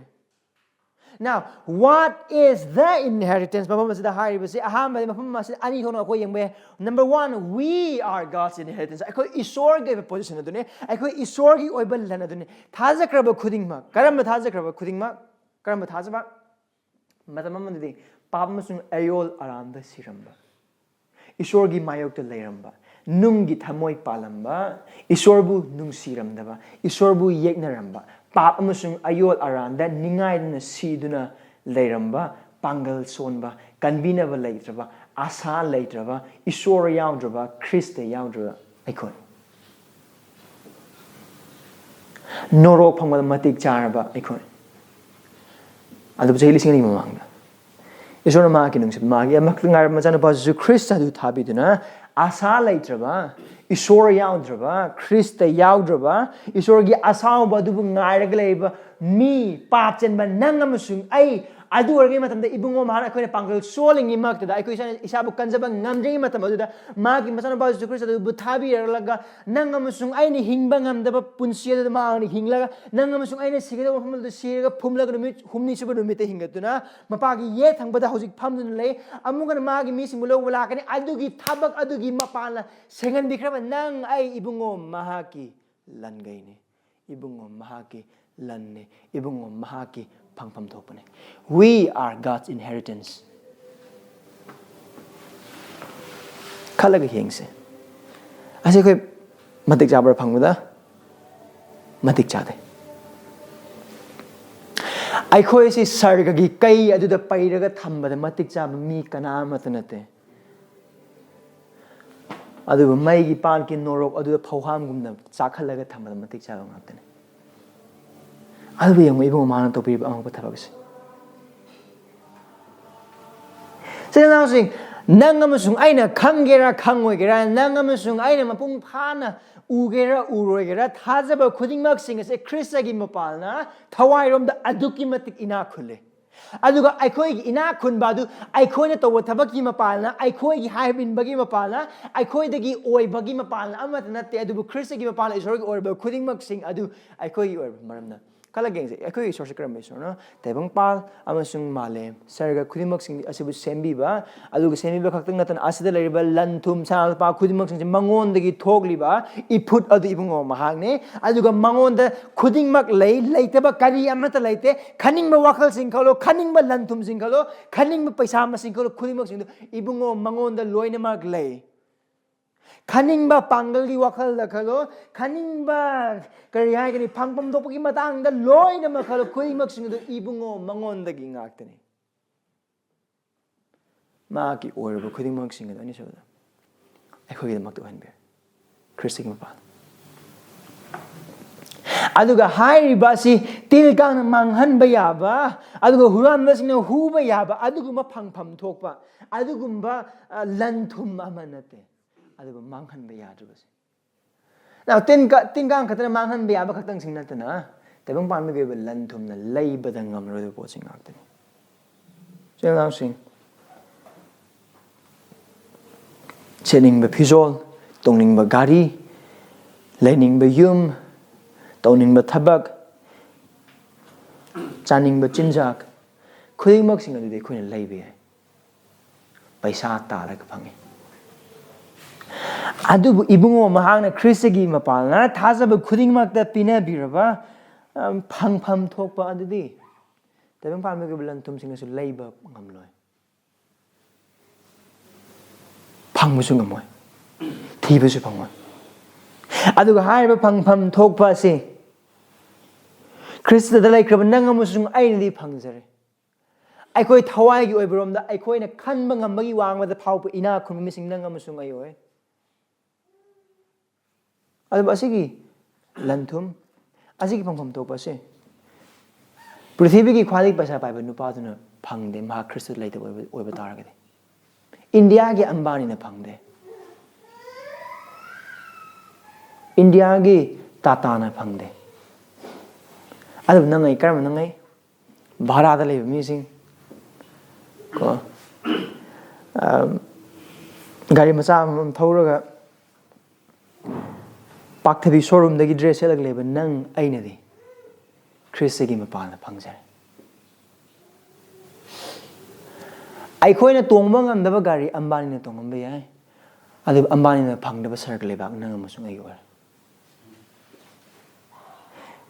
aikhoi gi kare laikai da ina khunba nupa mana chaba chinjak phangdaba yai aikhoi na adubu ina khunba nupa Krista yaudaba paisa paiba imung aduna chaba phangdaba sargi oiba chinjak adu aikhoi na di phangai lem namasung marang kaina adu nang amasung aigi punsi asi yam toina yengba dakar asi matang yam toina khamba dakar asi matang da yamna toina aikhoi wakhal to badakar le adu gi damak aikhoi thamoi gi oiba mit asi langtrik langna sengna adum ngal halaga le bagi dakar adu gi damak ne pon prathana tawse now amuga gi wahangdi asi nang amasung aigi nungti prathana or natragna aikhoi na nga gi setpa phangdeba phizol gi damakta aduga kari ogini khangdeba aikhoi tungi punsi damakta wakhal wag le mi nang amasung ai oribra na hag oribra chel nausing or tabang ban mang krabasu covid chungbat par kitaba oiba taragasu hauzik tawriba business ase down sat kiba oiba taragasu aduga thamyo stock market down sat pa oiba taragasu suksoi soidana phangna na ibungo mahakna wasak piraba bor khudingmak sing asida mitpham adu thamlaga ibungo mapu thagatpagi punsida hingba amasung haiba punsidu de hena chakhona bagi damakta prathana tabu mi nang amasung ai oribra oipham thoi chil nausing ꯑꯣꯏꯐꯝ ꯊꯣꯛꯏ ꯃꯔꯝꯗꯤ ꯃꯐꯝꯁꯤꯗ ꯄꯣꯜꯅ ꯇꯧꯔꯤꯕ ꯄ꯭ꯔꯥꯊꯅꯥ ꯑꯁꯤ ꯊꯥꯖꯕꯁꯤꯡ ꯑꯩꯈꯣꯏꯒꯤꯗꯃꯛꯇꯅꯤ ꯑꯩꯈꯣꯏ ꯊꯃꯣꯏꯒꯤ ꯃꯤꯠ ꯄꯥꯡꯉꯦ ꯑꯩꯈꯣꯏ ꯊꯃꯣꯏ ꯉꯥꯜꯍꯟꯕꯤꯔꯦ ꯏꯁꯣꯔꯒꯤ ꯊꯋꯥꯏ ꯁꯦꯡꯕꯒꯤ ꯊꯕꯛ ꯁꯨꯕꯤꯕ ꯑꯗꯨꯒꯤ ꯃꯄꯥꯜꯅ ꯑꯗꯨꯅ ꯏꯕꯨꯡ ꯃꯥꯒꯤ ꯊꯋꯥꯏ ꯁꯦꯡꯕꯒꯤ ꯊꯕꯛ ꯁꯨꯕꯤꯕꯒꯤ ꯃꯄꯥꯜꯗꯨꯅ ꯍꯦꯟꯅ ꯉꯥꯟꯕ ꯗꯔꯀꯥꯔ ꯂꯩ ꯃꯔꯝꯗꯤ ꯑꯩꯈꯣꯏꯒꯤ ꯑꯥꯁꯥ ꯑꯗꯨ ꯍꯦꯟꯅ ꯎꯅꯅꯕꯒꯤꯗꯃꯛꯇ ꯑꯗꯨꯒ ꯑꯩꯈꯣꯏꯅ ꯐꯪꯐꯝ ꯊꯣꯛꯄ ꯑꯗꯨ ꯍꯦꯟꯅ ꯃꯌꯦꯛ ꯁꯦꯡꯅ ꯑꯩꯈꯣꯏ ꯈꯪꯅꯅꯕꯒꯤꯗꯃꯛꯇ ꯀꯌꯥ ꯃꯔꯥꯡ ꯀꯥꯏꯕꯅ ꯍꯥꯏꯕꯗꯨ ꯈꯪꯅꯅꯕꯒꯤꯗꯃꯛꯇ ꯑꯗꯨꯒ ꯁꯤ ꯍꯥꯏꯖꯒꯦ ꯏꯆꯤꯜ ꯏꯅꯥꯎꯁꯤꯡ ꯈ꯭ꯔꯤꯁꯇꯗ ꯏꯁꯣꯔꯅ ꯃꯉꯣꯟꯗ ꯂꯩꯈ꯭ꯔꯕ ꯊꯥꯖꯕ ꯈꯨꯗꯤꯡꯃꯛꯀꯤꯗꯃꯛꯇ ꯂꯥꯡꯕꯤꯈ꯭ꯔꯕ ꯐꯪꯐꯝ ꯊꯣꯛꯄ ꯑꯗꯨꯒꯤ ꯃꯔꯥꯡ ꯀꯥꯏꯕꯗꯨ ꯀꯌꯥꯒꯤ ꯃꯇꯤꯛ ꯃꯔꯥꯡ ꯀꯥꯏꯕꯅꯣ ꯍꯥꯏꯕ ꯑꯗꯨ ꯈꯪꯅꯕ ꯍꯣꯠꯅꯕ ꯑꯃꯁꯨꯡ ꯈꯪꯅꯕ ꯍꯣꯠꯅꯔꯤꯉꯩ ꯃꯇꯝꯗ ꯇꯥꯏꯕꯪ ꯄꯥꯟꯕꯒꯤ ꯑꯣꯏꯕ ꯉꯥꯏꯍꯥꯛ ꯉꯥꯏꯍꯥꯛꯀꯤ ꯑꯋꯥꯕ ꯑꯁꯤꯗꯤ ꯊꯨꯅꯥꯝꯕ ꯑꯃꯒꯨꯝꯅ ꯑꯣꯔ ꯃꯅꯤꯟ ꯑꯃꯒꯨꯝꯅ ꯑꯗꯨꯝ ꯃꯥꯡꯈꯤꯒꯅꯤ ꯈ꯭ꯔꯤꯁꯇꯗ ꯌꯦꯡꯂꯤꯉꯩ ꯃꯇꯤꯛ ꯇꯥꯏꯕꯪ ꯄꯥꯟꯕ ꯍꯦꯟꯅ ꯃꯝꯁꯤꯜꯂꯛꯀꯅꯤ ꯑꯗꯨꯒ ꯇꯥꯏꯕꯪ ꯄꯥꯟꯕꯗ ꯌꯦꯡꯂꯤꯉꯩ ꯃꯇꯤꯛ ꯈ꯭ꯔꯤꯁꯇ ꯍꯦꯟꯅ ꯃꯝꯁꯤꯜꯂꯛꯀꯅꯤ ꯁꯔꯒꯗ ꯂꯩꯕ ꯑꯩꯈꯣꯏꯒꯤ ꯂꯟ ꯊꯨꯝ ꯑꯗꯨꯗ ꯑꯩꯈꯣꯏꯅ ꯍꯦꯟꯅ ꯁꯪꯇ꯭ꯔꯤꯛ ꯌꯦꯡꯂꯤꯉꯩ ꯃꯇꯤꯛ ꯇꯥꯏꯕꯪ ꯄꯥꯟꯕꯒꯤ ꯑꯣꯏꯕ ꯄꯣꯠ ꯈꯨꯗꯤꯡꯃꯛꯁꯤꯡ ꯍꯦꯟꯅ ꯃꯝꯁꯤꯜꯂꯛꯀꯅꯤ ꯇꯥꯏꯕꯪ ꯄꯥꯟꯕꯒꯤ ꯑꯣꯏꯕ ꯄꯣꯠꯁꯤꯡ ꯍꯦꯟꯅ ꯂꯪꯅ ꯌꯦꯡꯂꯤꯉꯩ ꯃꯇꯤꯛ ꯁꯔꯒꯒꯤ ꯑꯣꯏꯕ ꯑꯩꯈꯣꯏꯒꯤ ꯐꯪꯐꯝ ꯊꯣꯛꯄ ꯑꯗꯨ ꯍꯦꯟꯅ ꯃꯝꯁꯤꯜꯂꯛꯀꯅꯤ ꯑꯗꯨꯅ ꯀꯩꯗꯧꯔꯛꯀꯅꯤ ꯊꯥꯖꯕ ꯑꯃ ꯑꯣꯏꯅ ꯍꯤꯡꯐꯝ ꯊꯣꯛꯄꯒꯤ ꯄꯨꯟꯁꯤꯗꯨꯗꯤ ꯍꯤꯡꯗꯕꯒꯤ ꯄꯨꯟꯁꯤꯗ ꯑꯩꯈꯣই ꯍꯦꯟꯅ ꯊꯥꯖꯕꯒꯤ ꯄꯨꯟꯁꯤꯗ ꯑꯩꯈꯣꯏ ꯆꯥꯎꯊꯔꯛꯀꯅꯤ ꯑꯗꯨ ꯑꯣꯏꯗꯅꯕꯒꯤꯗꯃꯛꯇꯅꯤ ꯄꯣꯜꯅ ꯇꯧꯔꯤꯕ ꯄ꯭ꯔꯥꯊꯅꯥ ꯑꯁꯤ ꯅꯪ ꯑꯃꯁꯨꯡ ꯑꯩꯒꯤ ꯄ꯭ꯔꯥꯊꯅꯥ ꯑꯣꯏꯐꯝ ꯊꯣꯛꯏ ꯁꯤ ꯄꯣꯜꯒꯤ ꯄ꯭ꯔꯥꯊꯅꯥꯗꯁꯨ ꯃꯥꯅ ꯊꯋꯥꯏ ꯑꯣꯏꯕ ꯈꯨꯗꯣꯜꯒꯤ ꯃꯇꯥꯡꯗ ꯍꯥꯏꯕ ꯃꯇꯝꯗꯁꯨ ꯑꯗꯨꯝ ꯃꯍꯥꯛꯅ ꯍꯟꯖꯤꯟ ꯍꯟꯖꯤꯟ ꯀꯗꯥꯏꯗꯅꯣ ꯃꯥꯅ ꯊꯥꯖꯕꯁꯤꯡꯁꯤꯕꯨ ꯄꯣꯏꯟ ꯇꯧꯔꯤꯕꯁꯦ ꯁꯔꯒꯗ ꯈ꯭ꯔꯤꯁꯇꯗ ꯑꯩꯍꯥꯛꯅ ꯍꯥꯏꯈ꯭ꯔꯕ ꯑꯗꯨꯒꯨꯝꯅ ꯏꯁꯣꯔꯒꯤ ꯑꯣꯏꯕ ꯋꯥꯄꯥꯎ ꯁꯟꯗꯣꯛꯄ ꯏꯁꯣꯔꯒꯤ ꯑꯣꯏꯕ ꯊꯧꯒꯜ ꯇꯧꯕ ꯃꯤꯒ ꯏꯁꯣꯔꯒꯤ ꯑꯣꯏꯕ ꯊꯧꯒꯜ ꯇꯧꯕ ꯁꯥꯕ ꯑꯗꯨꯕꯨ ꯊꯧꯒꯜ ꯇꯧꯗꯕ ꯏꯁꯣꯔꯒꯤ ꯑꯣꯏꯗꯕ ꯃꯤ ꯑꯗꯨꯒ ꯈꯦꯠꯅꯕꯁꯦ ꯑꯁꯤꯅꯤ ꯇꯥꯏꯕꯪ ꯄꯥꯟꯕꯒꯤ ꯑꯣꯏꯕ ꯑꯗꯨꯒ ꯏꯁꯣꯔꯒꯤ ꯊꯧꯒꯜ ꯇꯧꯕꯒꯤ ꯃꯤꯡ ꯑꯃ ꯊꯦꯠꯆꯜꯂꯒ ꯊꯧꯒꯜ ꯇꯧꯁꯟꯅꯕ ꯃꯤꯁꯤꯡ ꯑꯗꯨꯅꯗꯤ ꯃꯍꯥꯛꯀꯤ ꯃꯤꯁꯤꯡ ꯈ꯭ꯔꯤꯁꯇꯤꯌꯟ ꯈꯨꯗꯤꯡꯃꯛꯁꯤꯡ ꯃꯤꯁꯤꯡ ꯑꯗꯨꯕꯨ ꯇꯥꯏꯕꯪ ꯄꯥꯟꯕꯗ ꯉꯥꯏꯍꯥꯛꯀꯤ ꯑꯣꯏꯕ ꯂꯟꯊꯨꯝ ꯉꯥꯏꯍꯥꯛꯀꯤ ꯑꯣꯏꯕ ꯆꯤꯟꯖꯥꯛ ꯉꯥꯏꯍꯥꯛꯀꯤ ꯑꯣꯏꯕ ꯁꯝꯄꯇꯤ ꯉꯥꯏꯍꯥꯛꯀꯤ ꯑꯣꯏꯕ ꯏꯀꯥꯏ ꯈꯨꯝꯅꯕ ꯑꯗꯨ ꯑꯗꯨꯝ ꯌꯦꯡꯍꯜꯂꯒ ꯑꯗꯨꯝ ꯊꯝꯒꯅꯤ ꯇꯥꯏꯕꯪ ꯄꯥꯟꯕꯁꯦ ꯌꯨꯝ ꯑꯃ ꯑꯣꯏꯕꯒꯨꯝꯅ ꯇꯥꯏꯕꯪ ꯄꯥꯟꯕꯁꯦ ꯂꯣꯝꯕ ꯅꯥꯏꯗꯅ ꯂꯩꯔꯒꯗꯧꯕ ꯑꯃꯒꯨꯝꯅ ꯑꯗꯨꯝ ꯋꯥꯈꯜ ꯈꯜꯂꯒ ꯊꯝꯒꯅꯤ ꯑꯗꯨꯕꯨ ꯏꯁꯣꯔꯒꯤ ꯑꯣꯏꯕ ꯋꯥꯄꯥꯎ ꯁꯟꯗꯣꯛꯄ ꯏꯁꯣꯔꯒꯤ ꯑꯣꯏꯕ ꯊꯧꯒꯜ ꯇꯧꯕ ꯃꯤ ꯑꯗꯨꯅꯗꯤ ꯊꯥꯖꯕ ꯈꯨꯗꯤꯡꯃꯛꯀꯤ ꯃꯤꯠ ꯈꯨꯗꯤꯡꯃꯛꯁꯤꯡ ꯑꯗꯨ ꯇꯥꯏꯕꯪ ꯄꯥꯟꯕ ꯅꯠꯇꯅ ꯁꯔꯒꯗ ꯑꯗꯨꯝ ꯎꯍꯟꯒꯅꯤ ꯁꯔꯒꯗ ꯑꯗꯨꯝ ꯌꯦꯡꯍꯟꯒꯅꯤ ꯁꯔꯒꯗ ꯑꯗꯨꯝ ꯊꯥꯡꯒꯠꯀꯅꯤ ꯑꯗꯨꯅ ꯏꯆꯤꯜ ꯏꯅꯥꯎꯁꯤꯡ ꯄꯣꯜ ꯃꯐꯝ ꯑꯁꯤꯗ ꯇꯧꯔꯤꯕ ꯄ꯭ꯔꯥꯊꯅꯥ ꯑꯁꯤ ꯑꯩꯈꯣꯏꯅ ꯌꯦꯡꯕ ꯃꯇꯝꯗ ꯏꯕꯨꯡꯉꯣ ꯃꯍꯥꯛꯀꯤ ꯊꯋꯥꯏ ꯑꯗꯨ ꯑꯩꯈꯣꯏꯗ ꯂꯩꯔꯦ ꯏꯕꯨꯡꯉꯣ ꯃꯍꯥꯛꯄꯨ ꯊꯥꯖꯕꯒꯤ ꯃꯄꯥꯟꯅ ꯑꯩꯈꯣꯏꯒꯤ ꯀꯧꯕꯤꯕꯒꯤ ꯑꯥꯁꯥ ꯑꯗꯨꯁꯨ ꯑꯩꯈꯣꯏꯒꯤ ꯑꯣꯏꯖꯔꯦ ꯑꯩꯈꯣꯏꯒꯤ ꯐꯪꯐꯝ ꯊꯣꯛꯄ ꯑꯗꯨꯁꯨ ꯑꯩꯈꯣꯏꯗ ꯂꯦꯡꯗꯅ ꯂꯩꯔꯦ ꯑꯗꯨ ꯑꯣꯏꯕ ꯇꯥꯔꯒꯗꯤ ꯇꯥꯏꯕꯪ ꯄꯥꯟꯕꯅ ꯈ꯭ꯔꯤꯁꯇꯒꯤ ꯇꯨꯡ ꯏꯟꯕ ꯃꯇꯝꯗ ꯍꯥꯏꯅꯤꯡꯕ ꯍꯥꯏꯁꯅꯨ ꯏꯕꯨꯡꯉꯣ ꯃꯍꯥꯛꯀꯤ ꯃꯤꯡꯒꯤꯗꯃꯛꯇ ꯂꯦꯞꯄ ꯃꯇꯝꯗ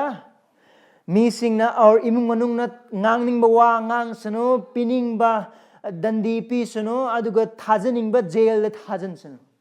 ꯃꯤꯁꯤꯡ ꯑꯩꯕꯨ ꯃꯁꯛ ꯈꯪꯕꯤꯒꯦꯔꯥ ꯈꯪꯕꯤꯔꯣꯏꯒꯦꯔꯥ ꯃꯤꯁꯤꯡꯅ ꯑꯩꯕꯨ ꯏꯀꯥꯏ ꯈꯨꯝꯅꯕꯤꯔꯣꯏꯒꯦꯔꯥ ꯏꯖꯠ ꯁꯟꯃꯥꯟ ꯂꯩꯒꯦꯔꯥ ꯂꯩꯔꯣꯏꯒꯦꯔꯥ ꯃꯤꯁꯤꯡꯅ ꯑꯩꯕꯨ ꯀꯔꯤ ꯍꯥꯏꯒꯅꯤ ꯃꯈꯣꯏꯒꯤ ꯇꯦꯁꯇꯤꯃꯅꯤꯗ ꯑꯩꯒꯤ ꯃꯤꯡ ꯌꯥꯎꯔꯛꯀꯦꯔꯥ ꯌꯥꯎꯔꯛꯑꯣꯏꯒꯦꯔꯥ ꯑꯩꯒꯤ ꯃꯤꯡꯗ ꯃꯌꯥꯝꯅ ꯁꯣꯔꯣꯛ ꯃꯤꯡ ꯊꯣꯟꯕꯤꯒꯦꯔꯥ ꯊꯣꯟꯕꯤꯔꯣꯏꯒꯦꯔꯥ ꯏꯃꯨꯡ ꯃꯅꯨꯡꯒꯤ ꯃꯤꯁꯤꯡꯅ ꯑꯩꯒꯤ ꯐꯪꯐꯝ ꯊꯣꯛꯄꯗꯨ ꯄꯤꯕꯤꯒꯦꯔꯥ ꯄꯤꯕꯤꯔꯣꯏꯒꯦꯔꯥ ꯏꯕꯨꯡꯉꯣ ꯃꯍꯥꯛꯅ ꯑꯩꯈꯣꯏꯗ ꯄꯨꯝꯅꯃꯛ ꯄꯤꯕꯤꯔꯕ ꯃꯔꯝꯅ ꯇꯥꯏꯕꯪ ꯄꯥꯟꯕꯒꯤ ꯑꯣꯏꯕ ꯈꯨꯗꯤꯡꯃꯛꯁꯤꯡꯁꯦ ꯐꯪꯗ꯭ꯔꯕꯁꯨ ꯁꯔꯒꯒꯤ ꯑꯣꯏꯕ ꯈꯨꯗꯤꯡꯃꯛꯁꯤꯡ ꯑꯗꯨ ꯐꯪꯂꯕ ꯃꯔꯝꯅ ꯑꯩꯈꯣꯏ ꯄꯦꯟꯊꯣꯛꯁꯤ ꯑꯗꯨꯒ ꯑꯁꯤꯒꯤ ꯃꯇꯥꯡꯗ ꯍꯦꯟꯅ ꯈꯪꯅꯅꯕ ꯈ꯭ꯔꯤꯁꯇꯕꯨ ꯍꯦꯟꯅ ꯈꯪꯅꯅꯕ ꯑꯩꯈꯣꯏꯒꯤ ꯑꯥꯁꯥꯁꯤꯕꯨ ꯍꯦꯟꯅ ꯑꯩꯈꯣꯏ ꯆꯦꯠꯅ ꯄꯥꯏꯅꯅꯕ ꯑꯃꯁꯨꯡ ꯑꯩꯈꯣꯏꯕꯨ ꯀꯧꯕꯤꯔꯕ ꯃꯀꯧ ꯑꯃꯁꯨꯡ ꯑꯩꯈꯣꯏꯒꯤ ꯐꯪꯐꯝ ꯊꯣꯛꯄ ꯑꯗꯨꯒꯤ ꯃꯇꯤꯛ ꯃꯉꯥꯜ ꯑꯗꯨ ꯀꯌꯥꯗ ꯃꯔꯥꯡ ꯀꯥꯏꯕꯅ ꯍꯥꯏꯕꯗ ꯑꯩꯈꯣꯏꯅ ꯍꯦꯟꯅ ꯈꯪꯅꯅꯕ ꯑꯩꯈꯣꯏ ꯑꯁꯤꯒꯤ ꯃꯔꯝꯒꯤꯗꯃꯛꯇ ꯑꯩꯈꯣꯏ ꯄ꯭ꯔꯥꯊꯅꯥ ꯇꯧꯁꯦ ꯑꯩꯈꯣꯏ ꯏꯁꯥ ꯏꯁꯥꯒꯤꯗꯃꯛꯇ ꯑꯗꯨꯒ ꯑꯩꯈꯣꯏ ꯃꯁꯦꯜ ꯑꯃꯒꯤꯗꯃꯛꯇ ꯃꯔꯝꯗꯤ ꯍꯥꯏꯔꯤꯕ ꯑꯗꯨ ꯁꯔꯒꯒꯤꯗꯃꯛꯇ ꯋꯥꯈꯜ ꯈꯟꯕ ꯁꯔꯒꯒꯤꯗꯃꯛꯇ ꯋꯥꯈꯜ ꯇꯧꯕ ꯊꯥꯖꯕ ꯑꯗꯨꯒꯤ ꯄꯨꯟꯁꯤ ꯃꯍꯤꯡꯅꯤ ꯂꯣꯏꯕ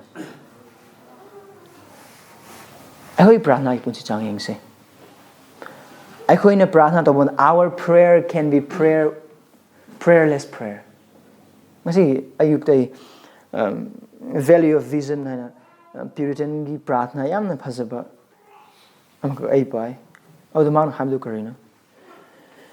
there's a thing called prayerless prayer ꯄ꯭ꯔꯥꯊꯅꯥ ꯌꯥꯎꯗꯕ ꯄ꯭ꯔꯥꯊꯅꯥ how ꯑꯩꯅ ꯇꯧꯔꯤꯕ ꯑꯩꯅ ꯅꯤꯔꯤꯕ ꯈꯨꯗꯤꯡꯃꯛꯁꯤꯡ ꯑꯗꯨ ꯏꯁꯣꯔꯒꯤ ꯃꯇꯤꯛ ꯃꯉꯥꯜ ꯈ꯭ꯔꯤꯁꯇꯕꯨ ꯍꯦꯟꯅ ꯈꯪꯅꯅꯕ ꯑꯃꯁꯨꯡ ꯊꯥꯖꯕꯒꯤ ꯄꯨꯟꯁꯤꯗ ꯍꯦꯟꯅ ꯆꯥꯎꯈꯠꯅꯕꯒꯤ ꯋꯥꯈꯜ ꯑꯃꯠꯇ ꯌꯥꯎꯗꯅ ꯉꯥꯏꯍꯥꯛꯀꯤ ꯑꯣꯏꯕ ꯑꯔꯥꯝ ꯈꯧꯔꯥꯡꯕ ꯐꯪꯍꯧꯅꯕ ꯉꯥꯏꯍꯥꯛꯀꯤ ꯑꯣꯏꯕ ꯑꯄꯥꯝꯕ ꯐꯪꯍꯧꯅꯕ ꯑꯗꯨꯈꯛꯀꯤ ꯋꯥꯈꯜ ꯑꯩꯒꯤ ꯍꯛꯆꯥꯡꯒꯤ ꯑꯣꯏꯕ ꯑꯅꯤꯡꯕ ꯑꯄꯥꯝꯕ ꯑꯃꯁꯨꯡ ꯅꯨꯡꯉꯥꯏꯕ ꯑꯗꯨ ꯌꯣꯛꯈꯠꯅꯕꯒꯤꯗꯃꯛꯇ ꯈꯜꯂꯒ ꯇꯧꯕ ꯄ꯭ꯔꯥꯊꯅꯥ ꯈꯨꯗꯤꯡꯃꯛꯁꯤꯡ ꯑꯗꯨ ꯄ꯭ꯔꯥꯊꯅꯥ ꯌꯥꯎꯗꯕ ꯄ꯭ꯔꯥꯊꯅꯥꯅꯤ ꯅꯪꯁꯨ ꯄ꯭ꯔꯥꯊꯅꯥ ꯋꯥꯈꯜꯁꯦ ꯄꯣꯛꯄ ꯃꯐꯝꯁꯤꯗ ꯇꯧꯔꯤꯕ ꯄ꯭ꯔꯥꯊꯅꯥꯁꯦ ꯊꯥꯖꯕꯁꯤꯡ ꯑꯩꯈꯣꯏꯅ ꯇꯥꯏꯕꯪ ꯄꯥꯟꯕꯒꯤ ꯑꯣꯏꯕ ꯍꯤꯔꯝ ꯈꯨꯗꯤꯡꯃꯛꯁꯤꯡꯗꯒꯤ ꯍꯦꯟꯅ ꯃꯔꯨꯑꯣꯏꯕ ꯄ꯭ꯔꯥꯊꯅꯥꯅꯤ ꯑꯃꯨꯛ ꯀꯥꯎꯒꯨꯝꯁꯦ ꯄꯣꯜꯒꯤ ꯁꯤꯆꯨꯋꯦꯁꯟ ꯃꯍꯥꯛ ꯖꯦꯜꯗ ꯂꯩꯔꯦ ꯈꯨꯖꯦꯡ ꯑꯅꯤꯃꯛꯇ ꯌꯣꯠꯀꯤ ꯌꯣꯠꯂꯤꯡ ꯐꯂꯥꯡ ꯂꯩꯔꯦ ꯅꯥꯀꯟ ꯑꯅꯤꯃꯛꯇ ꯁꯤꯐꯥꯏ ꯂꯩꯔꯤ ꯃꯥꯕꯨ ꯁꯦꯟꯅꯕꯒꯤꯗꯃꯛꯇ ꯃꯉꯣꯟꯗ ꯅꯣꯛꯅꯕꯤꯕ ꯆꯝꯅꯕꯤꯕ ꯂꯩꯔꯤ ꯆꯩꯐꯨꯒꯤ ꯆꯩꯐꯨ ꯂꯩꯔꯤ ꯆꯩꯐꯨꯒꯤ ꯆꯩꯅꯥ ꯃꯉꯣꯟꯗ ꯂꯩꯔꯤ ꯑꯗꯨꯒ ꯃꯍꯥꯛꯅ ꯇꯧꯔꯛꯄ ꯄ꯭ꯔꯥꯊꯅꯥꯗ ꯊꯥꯖꯕ ꯑꯩꯈꯣꯏꯅ ꯈ꯭ꯔꯤꯁꯇꯕꯨ ꯍꯦꯟꯅ ꯈꯪꯅꯅꯕ ꯑꯩꯈꯣꯏꯕꯨ ꯀꯧꯕꯤꯕꯒꯤ ꯑꯥꯁꯥ ꯑꯗꯨ ꯍꯦꯟꯅ ꯈꯪꯅꯅꯕ ꯑꯗꯨꯒ ꯑꯁꯦꯡꯕ ꯃꯤꯁꯤꯡꯗ ꯂꯩꯕ ꯃꯥꯒꯤ ꯐꯪꯐꯝ ꯊꯣꯛꯄ ꯑꯗꯨꯒꯤ ꯃꯇꯤꯛ ꯃꯉꯥꯜ ꯑꯗꯨ ꯀꯌꯥꯗ ꯃꯔꯥꯡ ꯀꯥꯏꯕ ꯑꯗꯨ ꯈꯪꯅꯕꯒꯤ ꯄ꯭ꯔꯥꯊꯅꯥꯅꯤ ꯃꯇꯝ ꯑꯗꯨꯗ ꯄꯣꯜꯅ ꯏꯕ ꯃꯇꯝꯗ ꯍꯧꯖꯤꯛꯀꯤ ꯃꯇꯝ ꯑꯁꯤꯒꯨꯝꯕ ꯂꯦꯞꯇꯣꯞ ꯂꯩꯕ ꯃꯇꯝ ꯅꯠꯇꯦ ꯑꯗꯨꯒ ꯆꯦ ꯌꯥꯝ ꯃꯔꯥꯡ ꯀꯥꯏꯕ ꯃꯇꯝ ꯅꯠꯇꯦ ꯆꯦ ꯌꯥꯝ ꯇꯥꯡꯉꯤ ꯃꯨꯛ ꯌꯥꯝ ꯇꯥꯡꯉꯤ ꯑꯗꯨꯅ ꯏꯕ ꯃꯇꯝꯗ ꯋꯥꯈꯜ ꯈꯜꯂꯒ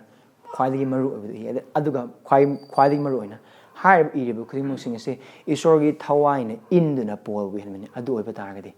ꯏꯕꯨꯡ ꯃꯃꯥꯒꯤ ꯊꯋꯥꯏꯒꯤ ꯃꯄꯥꯜꯅ ꯊꯥꯖꯕ ꯅꯪ ꯑꯩꯒꯤꯗꯃꯛꯇ ꯈ꯭ꯋꯥꯏꯗꯒꯤ ꯃꯔꯨꯑꯣꯏꯕꯗꯨ ꯀꯔꯤꯅꯣ ꯈꯪꯕ ꯃꯔꯝꯅ ꯑꯗꯨ ꯄꯣꯜꯒꯤ ꯃꯄꯥꯜꯅ ꯏꯕꯅꯤ ꯑꯁꯤ ꯑꯩꯈꯣꯏꯒꯤ ꯈ꯭ꯋꯥꯏꯗꯒꯤ ꯃꯔꯨꯑꯣꯏꯕꯅꯤ ꯑꯁꯤ ꯑꯩꯈꯣꯏꯒꯤ ꯄ꯭ꯔꯥꯊꯅꯥꯅꯤ ꯄꯣꯜꯕꯨ ꯂꯣꯏꯅꯅ ꯑꯩꯈꯣꯏ ꯄ꯭ꯔꯥꯊꯅꯥ ꯇꯧꯃꯤꯟꯅꯕ ꯗꯔꯀꯥꯔ ꯂꯩ ꯑꯩꯈꯣꯏ ꯏꯁꯥꯒꯤ ꯑꯗꯨꯒ ꯑꯩꯈꯣꯏ ꯃꯁꯦꯟꯒꯤ ꯃꯔꯝꯗꯤ ꯁꯔꯒꯀꯤꯗꯃꯛꯇ ꯋꯥꯈꯜ ꯈꯟꯕ ꯊꯥꯖꯕ ꯈꯨꯗꯤꯡꯃꯛꯅ ꯊꯥꯖꯕ ꯃꯁꯦꯜꯒꯤ ꯑꯃꯁꯨꯡ ꯃꯁꯥꯃꯛꯀꯤ ꯊꯋꯥꯏꯒꯤ ꯑꯣꯏꯕ ꯑꯐꯕꯁꯤꯡ ꯑꯗꯨꯒꯤꯗꯃꯛꯇ ꯍꯦꯟꯅ ꯄ꯭ꯔꯥꯊꯅꯥ ꯇꯧꯔꯅꯤ ꯄ꯭ꯔꯥꯊꯅꯥ ꯇꯧꯁꯤ ꯄ꯭ꯔꯚꯨꯁꯨ ꯑꯩꯍꯥꯛꯀꯤ ꯄ꯭ꯔꯥꯊꯅꯥꯗꯤ ꯅꯍꯥꯛꯀꯤ ꯅꯨꯄꯥ ꯄꯣꯜꯒꯤ ꯄ꯭ꯔꯥꯊꯅꯥ ꯑꯁꯤꯒꯨꯝꯕꯅꯤ ꯏꯕꯨꯡ ꯅꯍꯥꯛꯅ ꯑꯩꯈꯣꯏꯒꯤ ꯅꯨꯡꯗ ꯅꯍꯥꯛꯀꯤ ꯊꯋꯥꯏ ꯑꯁꯦꯡꯕ ꯑꯗꯨ ꯄꯤꯅꯕꯤꯗꯨꯅ ꯂꯧꯁꯤꯡꯒꯤ ꯑꯃꯁꯨꯡ ꯐꯣꯡꯗꯣꯛꯄꯤꯕꯒꯤ ꯊꯋꯥꯏ ꯑꯗꯨ ꯑꯩꯈꯣꯏꯗ ꯄꯤꯅꯕꯤꯌꯨ ꯑꯩꯈꯣꯏꯒꯤ ꯄꯨꯛꯅꯤꯡꯒꯤ ꯃꯤꯠ ꯉꯥꯜꯍꯟꯕꯤꯌꯨ ꯈ꯭ꯔꯤꯁꯇ ꯅꯍꯥꯛꯄꯨ ꯑꯣꯏꯅ ꯈꯪꯖꯅꯕ ꯑꯩꯈꯣꯏꯕꯨ ꯀꯧꯕꯤꯕꯒꯤ ꯑꯥꯁꯥ ꯑꯗꯨ ꯍꯦꯟꯅ ꯆꯦꯠꯅ ꯄꯥꯏꯖꯅꯕ ꯑꯗꯨꯒ ꯑꯩꯈꯣꯏꯒꯤꯗꯃꯛꯇ ꯐꯪꯐꯝ ꯊꯣꯛꯄꯗꯨꯒꯤ ꯃꯔꯥꯡ ꯀꯥꯏꯕꯗꯨ ꯀꯌꯥꯒꯤ ꯃꯇꯤꯛ ꯃꯔꯥꯡ ꯀꯥꯏꯕꯅ ꯑꯩꯈꯣꯏꯅ ꯈꯪꯖꯅꯕꯒꯤꯗꯃꯛꯇ ꯄ꯭ꯔꯚꯨ ꯑꯩꯈꯣꯏꯒꯤ ꯄ꯭ꯔꯥꯊꯅꯥꯒꯤ ꯄꯨꯟꯁꯤ ꯌꯥꯝꯅ ꯁꯣꯜꯂꯦ ꯑꯩꯒꯤ ꯄ꯭ꯔꯥꯊꯅꯥꯒꯤ ꯄꯨꯟꯁꯤ ꯌꯥꯝꯅ ꯁꯣꯜꯂꯦ ꯄ꯭ꯔꯚꯨ ꯏꯁꯣꯔ ꯁꯔꯒꯒꯤꯗꯃꯛꯇ ꯀꯧꯕꯤꯔꯕ ꯅꯆꯥ ꯑꯩꯈꯣꯏꯅꯦ ꯑꯗꯨꯕꯨ ꯏꯄꯥ ꯉꯥꯏꯍꯥꯛ ꯉꯥꯏꯍꯥꯛꯀꯤ ꯑꯣꯏꯕ ꯄꯣꯠꯁꯤꯡ ꯑꯗꯨꯗꯨꯅ ꯍꯦꯟꯅ ꯅꯤꯖꯕ ꯉꯥꯏꯍꯥꯛ ꯉꯥꯏꯍꯥꯛꯀꯤ ꯑꯣꯏꯕ ꯄꯣꯠꯁꯤꯡ ꯑꯗꯨꯗꯨꯅ ꯍꯦꯟꯅ ꯋꯥꯈꯜ ꯋꯥꯁꯟꯕ ꯑꯩꯈꯣꯏ ꯍꯦꯛ ꯍꯦꯛ ꯑꯣꯏ ꯄ꯭ꯔꯚꯨ ꯑꯩꯈꯣꯏꯒꯤ ꯑꯁꯣꯟꯕ ꯑꯃꯁꯨꯡ ꯑꯄꯪꯕꯁꯤ ꯏꯕꯨꯡ ꯅꯍꯥꯛꯅ ꯉꯥꯛꯄꯤꯌꯨ ꯀꯣꯛꯄꯤꯌꯨ ꯑꯃꯁꯨꯡ ꯁꯦꯡꯗꯣꯛꯄꯤꯌꯨ ꯑꯗꯨꯒ ꯏꯄꯥ ꯈ꯭ꯔꯤꯁꯇꯕꯨ ꯍꯦꯟꯅ ꯈꯪꯖꯕ ꯑꯩꯈꯣꯏꯕꯨ ꯀꯧꯕꯤꯔꯕ ꯑꯥꯁꯥ ꯑꯗꯨꯕꯨ ꯍꯦꯟꯅ ꯆꯦꯠꯅ ꯄꯥꯏꯖꯕ ꯑꯗꯨꯒ ꯑꯩꯈꯣꯏꯒꯤꯗꯃꯛꯇ ꯏꯕꯨꯡ ꯅꯍꯥꯛꯅ ꯂꯥꯡꯕꯤꯔꯕ ꯑꯐꯕ ꯐꯪꯐꯝ ꯊꯣꯛꯄ ꯂꯦꯡꯗ꯭ꯔꯕ ꯐꯪꯐꯝ ꯊꯣꯛꯄ ꯑꯗꯨꯒꯤ ꯃꯇꯤꯛ ꯃꯌꯥꯏ ꯑꯃꯁꯨꯡ ꯃꯔꯥꯡ ꯀꯥꯏꯕ ꯑꯗꯨ ꯍꯦꯟꯅ ꯈꯧꯔꯥꯡꯖꯗꯨꯅ ꯁꯔꯒ ꯑꯗꯨꯕꯨ ꯍꯦꯟꯅ ꯈꯧꯔꯥꯡꯖꯗꯨꯅ ꯑꯗꯨꯒꯤ ꯍꯤꯔꯝꯒꯤꯗꯃꯛꯇ ꯍꯦꯟꯅ ꯊꯣꯏꯗꯣꯛ ꯍꯦꯟꯗꯨꯅ ꯍꯥꯏꯖꯕ ꯅꯆꯥ ꯑꯃꯃꯝ ꯑꯩꯈꯣꯏꯕꯨ ꯑꯣꯏꯍꯟꯕꯤꯌꯨ ꯅꯐꯝꯗꯒꯤ ꯅꯤꯖꯕꯅꯤ ꯍꯥꯏꯖꯕ ꯅꯤꯖꯕ ꯈꯨꯗꯤꯡꯃꯛ ꯈ꯭ꯔꯤꯁꯇꯒꯤ ꯃꯤꯡꯗ ꯁꯣꯟꯗꯨꯅ ꯅꯤꯖꯕꯅꯤ ꯑꯥꯃꯦꯟ